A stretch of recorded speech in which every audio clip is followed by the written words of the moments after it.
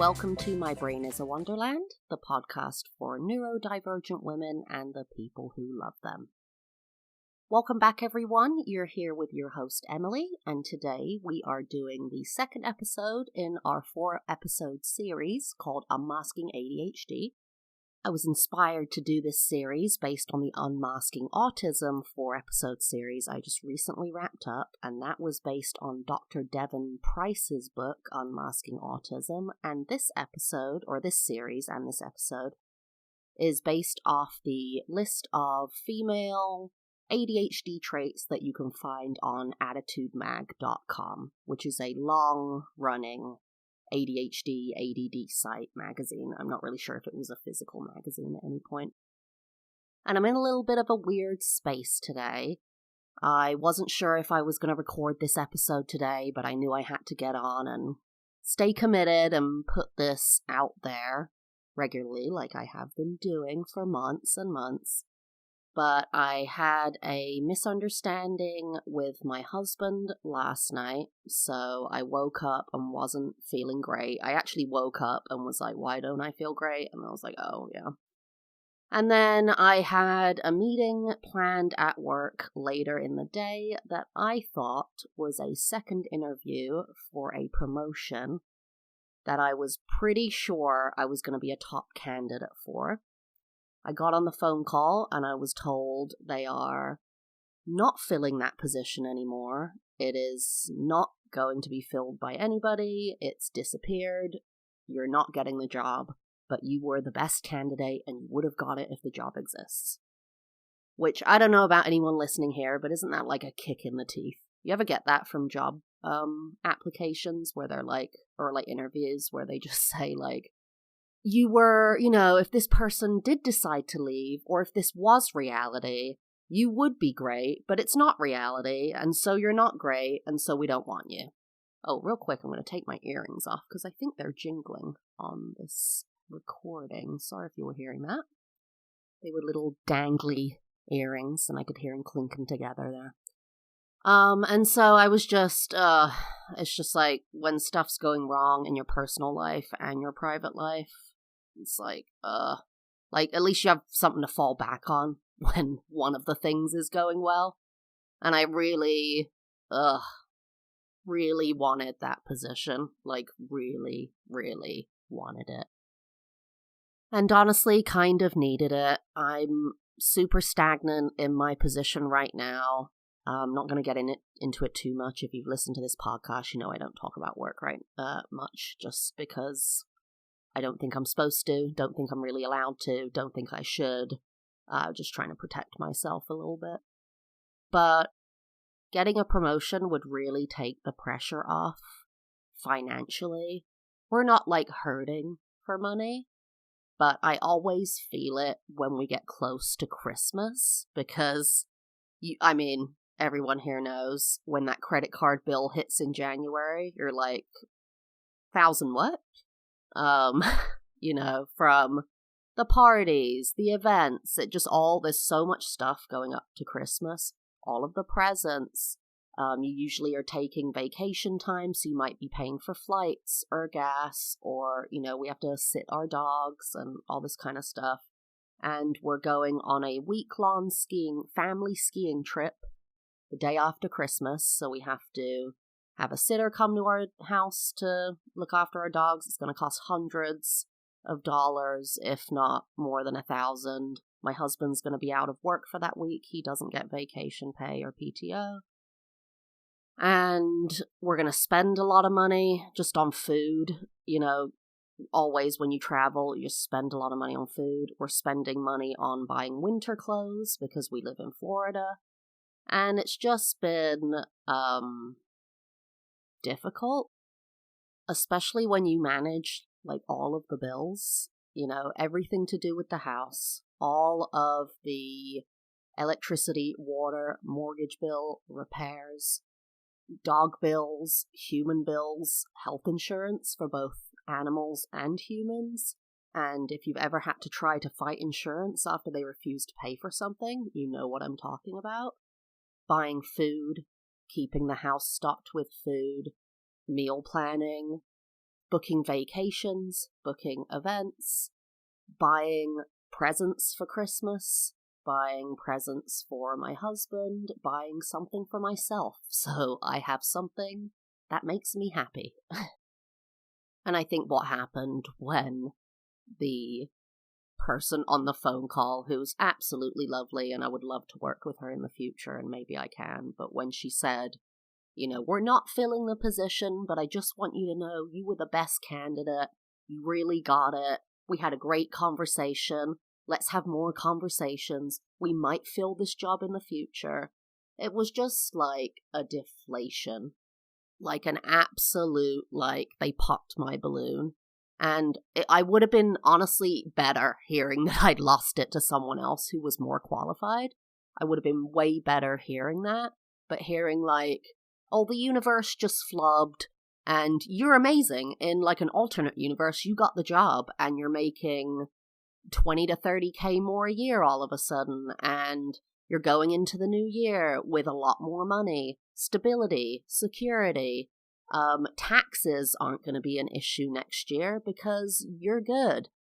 It just was super deflating. So I didn't know if I was going to record this, but I wanted to commit to it, and I thought it'd be good to kind of distract myself and get into a different mind space. So I'm going to try to do that with you guys, and thank you for being here with me, as always.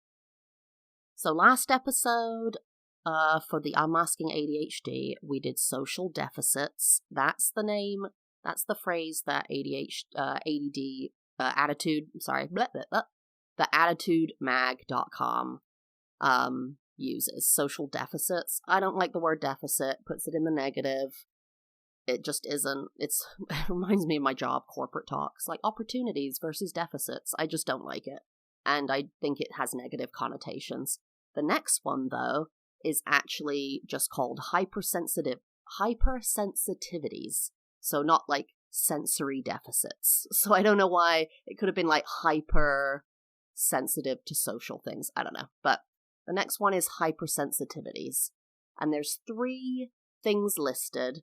And I'm going to read them out and basically just discuss, do I have those? Do I feel like I fit into this category and these symptoms? Do I relate?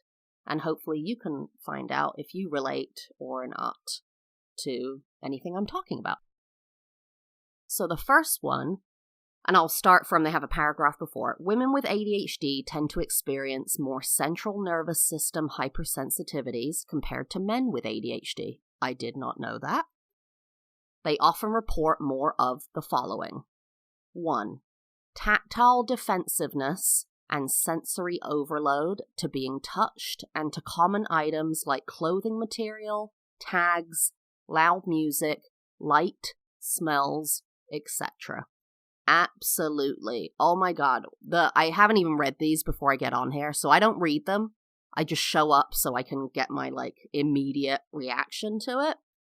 Tactile defensiveness. That sounds like you don't like being touched and you're defensive to that. Is that right? Because I'm totally, even my husband, he can go to touch me and I will flinch sometimes. And it's not even personal. It's nothing to do with him or that if I loved him more or he was better at this or I felt this way that I wouldn't do it.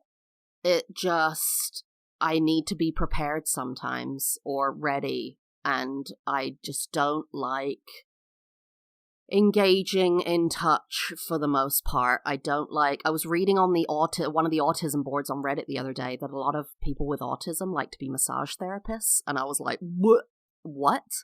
Because the idea of touching someone else, and even my husband has massaged me, and I've had a couple of other massages from other people, and I hate it. I don't want to be touched. I don't want to be touched by someone I don't know, and I'm not comfortable. I'm just not comfortable with. I don't like it. It's like I have a little bubble, like Bubble Boy, that movie. And if a hand tries to penetrate it, it's like I can feel it. Before you touch me, I can feel it. I can feel the air around me just stiffen and be like, they're coming. They're trying to hug me. the hand is close, and it's just, ugh. And then sensory overload to being touched, absolutely. If you trail your fingers on me, it literally feels like a chalkboard is being scratched. It is, I just shivered right then. It is, I don't know. I mean, growing up, my mom used to scratch my back to sleep. My grandmother would massage my feet hard.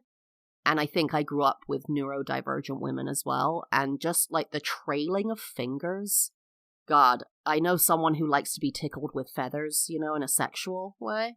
And that sounds like hell in a handbasket, to be quite frankly. Feathers, trailing up and down my body. It doesn't trigger a sexual response. It triggers a skin crawling response that I guess I wish I didn't have. I don't know, but I do. And so that's that. What can you do? You can change certain things about yourself, but you can't change how your brain is wired in certain ways. You can't force yourself to love something that you hate, that you intrinsically hate, that isn't linked to like a trauma. If it's linked to a trauma, there's something holding you back, you absolutely can work through it and change it. Or if you just have a desire to say, I want to change that.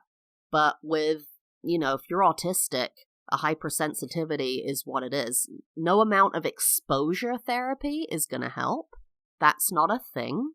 My brother-in-law used to do this to me, things that I was scared of.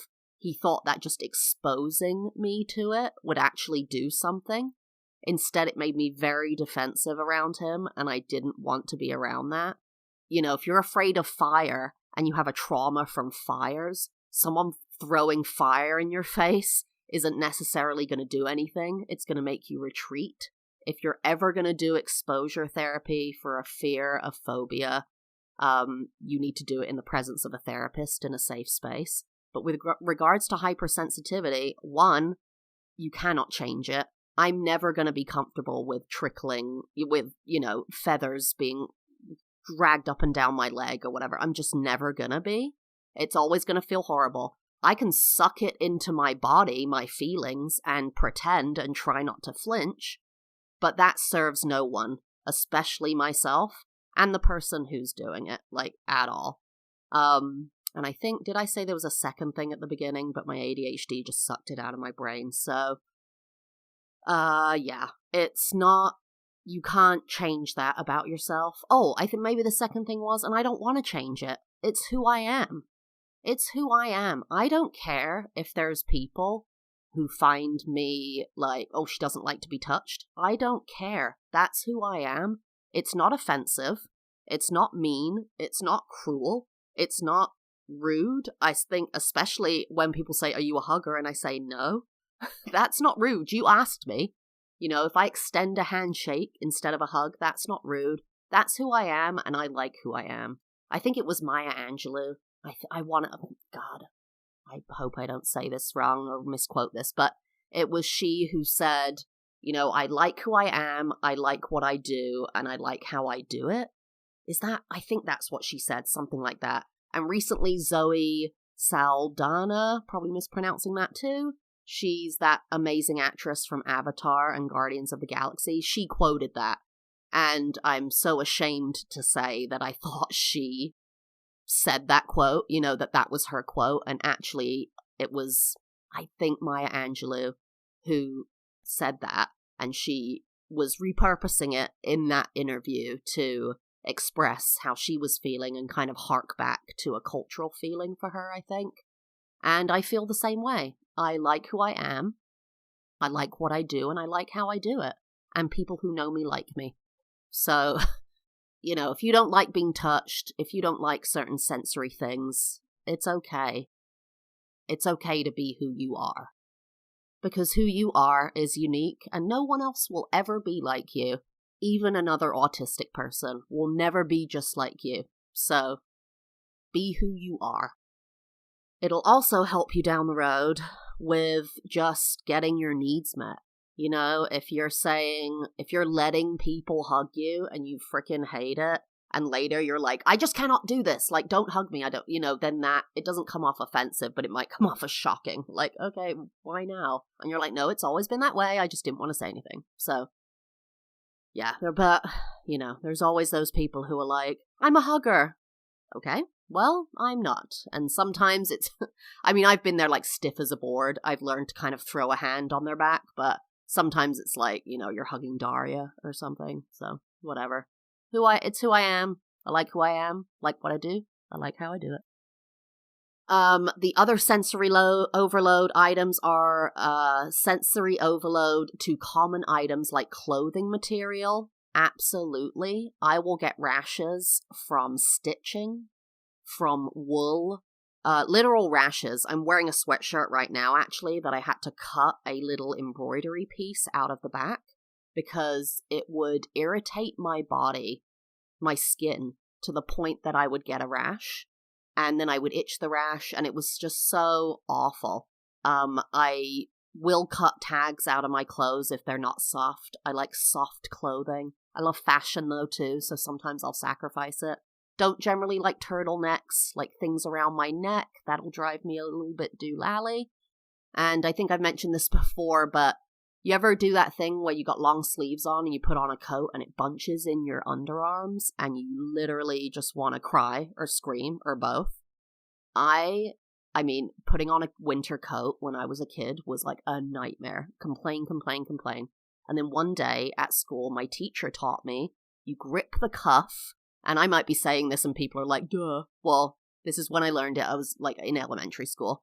But in case anyone doesn't know, you grip the cuff of your long sleeve shirt or sweater or whatever when you put your hand in the sleeve of the coat. And then when it comes out, your hand, you're gripping the shirt and you can pull it out to unbunch the underarm part. I also have to have my shoes the same tightness, so I will retie my shoes in the morning. I'll do both shoes, and if one is tighter than the other or looser than the other, I cannot abide that. They have to be the same tightness. Just is what it is. Common items like loud music. Yes, and yes. My husband, and this will be a follow-up, another one here is smells. My husband now has learned, and it's so sweet, because when I get into his car, if he picks me up from work or whatever, we get in the car, and he's an Uber driver. So he plays a lot of radio, and he has air fresheners in his car, because it's Uber, and you gotta keep it fresh from all the people in and out of the car. And they're really strong air fresheners. And I'll get in the car, and he'll grab the air freshener out of the AC, throw it in his side pocket in the door, and immediately turn off the radio. Because I've got to be in like a hermetically sealed vehicle to like function in a car. I find them very sensorily overwhelming, not enjoyable, and sometimes terrifying because it's just, I'm so overwhelmed in vehicles. And so loud music, especially if I'm not into it. I can party and be like, I love this song, and get that sensory dopamine from it, play it very loudly and multiple times and really enjoy it. But if it's something that is kind of an attack on me, that I'm just hearing loud music in a space I'm in, or I walk into a space with loud music, going from quiet to loud, I'll get those earaches I talked about that will turn into full-blown debilitation. Like, I used to get into cars, and I would get travel sick, and I actually haven't gotten travel sick in the longest time in a car, because now I know what to do, what the issue was. I would get into a car and get travel sick, and it was from the lights, the sound, if someone is in the backseat talking, if the radio's on, the cars are whizzing by, the shh sound from being in a vehicle, the ticking sound from a indicator when you're going to turn left or right. And what would happen is I would get a migraine, a very intense, painful migraine, and it would just be like, oh my God, like I'm drowning, I've got a migraine, and then all of a sudden, I'd be hitting I was going to say the pinnacle, but maybe not the pinnacle, maybe hell. And what would happen is I would go, like, I'm drowning, and my brain would literally short circuit. I'd say literally. My husband's going to kill me for that. The opposite of literally, whatever. It's a metaphor. It would literally short circuit, and I can hear, and my brain would just go completely silent, except for a really even more high-pitched than that in my head. It would just be like this tinny sound, like my brain just went off. My brain just went, nope, not at all. We're not doing this today. It's not happening. I'm broken. And it would do the do, and then I would vomit. I would just vomit. And then it would be gone. That was literally the response. So use literally right there. The response to me being in a vehicle and driving was to get a migraine, have a brain short circuit, and vomit. That is how I got through it. It was brutal. And ever since I started wearing my loop earplugs, ever since we started kind of agreeing with my husband on long drives, we don't put the radio on until he's kind of like, do you mind if we put on a podcast, or it's kind of a long drive, taking out air fresheners, making sure sunglasses are on, bringing a pillow, making sure I don't have a tight bra on, making sure I'm in my super slouchies, and just making it conducive to what I need. So, yes, loud music, bleh. Light, absolutely. I grew up wondering why my mom wore sunglasses every day of the year in the UK, even in the winter, and now I know why. I'm now the same way. I cannot go outside without sunglasses. I will weep. My eyes will just start weeping. I've been in California where I couldn't even open my eyes. It's really bad. And fluorescent lighting overhead, that is a killer. In an office, in a house, that's another thing too. When I was growing up, you know how you get lampshades that point down? So they're open on the bottom. If you look up, you can see the light. You can see the light bulb. And that's generally what people have in their homes, like in Europe. I haven't seen lampshades on ceilings so commonly in the US, mostly just on lamps. But lampshades pointing down to like direct the light. Well, they started making these lampshades, or they got popular in the 90s, where the lampshade pointed upwards. So you just turn it around. It was like turned upside down, and if you looked up at the bulb, you couldn't see the bulb, and it was just diffusing the light onto the ceiling. And my mom got those, and I think it was because it was driving her freaking crazy having the light in her eyes. And now, you know, my husband gets migraines, so we remove half the bulbs from the lights, like higher up. I mean, in the kitchen, when we moved in, we have like 6 lights on this light fixture. We remove most of the bulbs. We do it over our bathroom lights. I have one of those bathrooms where, you know, they had the big beauty bulbs in, like 6 of them over the mirror. Removed almost all of those and replaced one bulb. Just had no bulbs except for one that was normal. And that would send me into an absolute horrible migraine. And I didn't realize that for years, until I was living with my husband in his family home for 5 years. And the lights in their house are set up that way. And I just had the most awful migraines when I was living there. And it took a long time to figure out that it was the lighting. I also get that at work. If the fluorescent overhead lights are on, it's just awful. And then the last one is smells, which absolutely, I am so sensitive to smell. I'll smell the trash before anything is even rotten in there. I'll smell like, do you smell that? My husband's like, no. We one time were living in an apartment, and oh my god, we woke up in the middle of the night because there was a rat scratching in the attic, like against the roof, and we had to hit the ceiling with a broom or something to scare the rat to shut the freak up because we were trying to sleep. So we got, called the landlord, had him send out pest control, and he put traps up there. And the guy basically said, look, you'll smell it. You'll know. I'll be back in 3 days. But if you smell something earlier than that, call me. And so, I don't know, a day later, I was like, there is a dead rat up there. I said to my husband, I'm telling you, I smell death. There is a dead rat up there. And he's like, okay, call him. And so I call the guy, and he comes out, and he's like, wow, quick. Goes up there. And he comes down with a sealed trash bag, right? Like tied up in a knot. And he goes, wow, that's amazing. I can't believe you knew that there was a dead rat up there because he was just dead. I don't even smell him, in the bag. I don't even smell him at all. And he's standing in my doorway with this tied up trash bag. And I'm standing there going, dude, in my head, I can smell the death right now. Like, how do you not smell that? How does my husband, how are you not smelling that? And I'm so sensitive to smell. And it will send me one way or another. But like, trash smell isn't going to make me sick, but it is all I will smell. It could be 3 hours raw chicken packets in the trash, and I'll be like, smells like death. Like, already. And no one else can smell it, which is annoying because my husband will be like, smells fine. And I'm like, take the trash out, smells like death, you know. Or like that guy with the rat was like, you can smell there's nothing there. And I'm like, thank God you didn't come back in 3 days because I'd be dying in here. So smells I'm really sensitive to.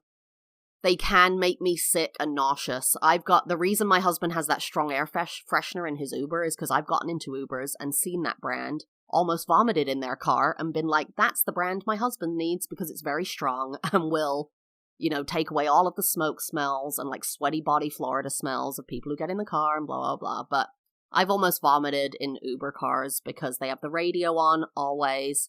I'm too uncomfortable to ask them to turn it down or off. And then they always have these freaking smelly air fresheners. And then I'm also too uncomfortable to ask them to turn up the AC. So it's usually hot in there. They don't want anyone to be too chilly. So, bleh. And then it says etc. I can't think of etc. any more than that.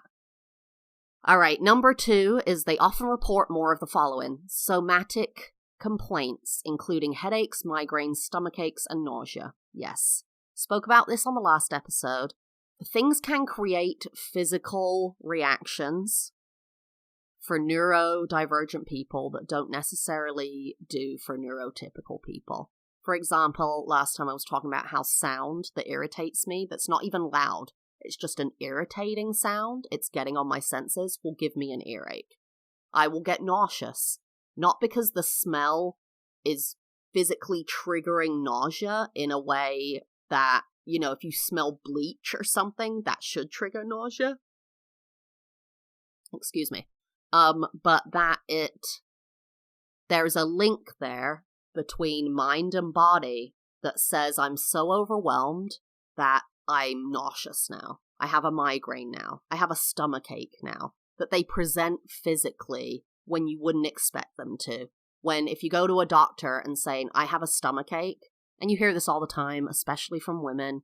I went to my doctor and said I felt like I was dying, and they say, here's an aspirin, you're fine, we did all the tests, there's no physical presentation of your illness, or there's nothing we can find that links to that. You know, that they basically say you're crazy, that it's all in your head, none of this is happening. Well, surprise. Not always true, most of the time not true. And I actually had a really interesting experience when I was on medication, which if you don't know why I'm not on medication, go back to that episode. It's to medicate or not to medicate, something like that. But I was on an SSRI, and I have irritable bowel syndrome, which is definitely linked to me being neurodivergent. They are comorbid things. Disorders, I don't know, illnesses, whatever.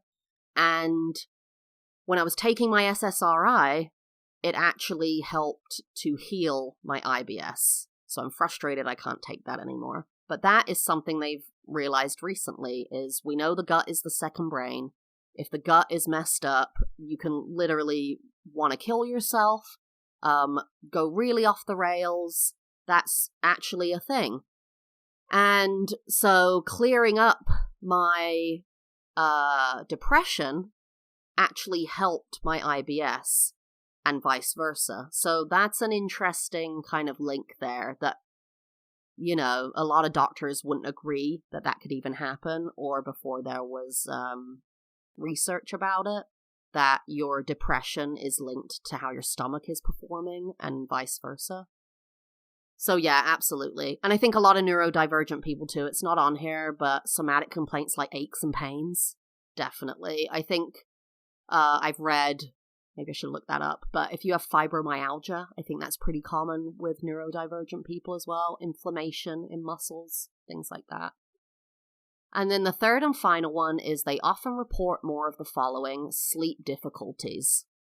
Absolutely. Definitely spoken about this in the past. I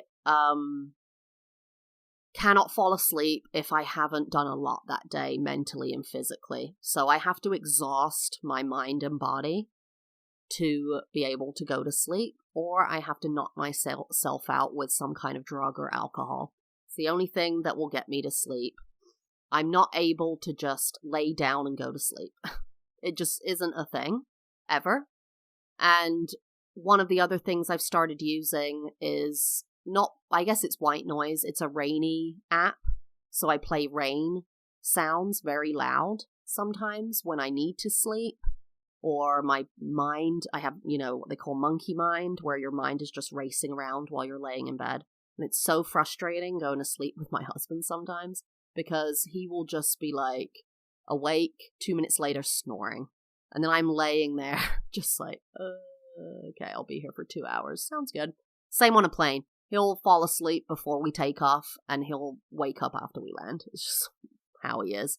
And I envy him for that. I wish I could fall asleep as easy as he does and get such a great night's sleep, and also have power naps. People go, oh, take a 20-minute power nap. I'm like, bro, it's going to take me 2 hours to get comfy. I don't even know what you're talking about. I don't even know what that is. Because I'll set an alarm sometimes like, oh, I need to wake up in 45 minutes. I've got to.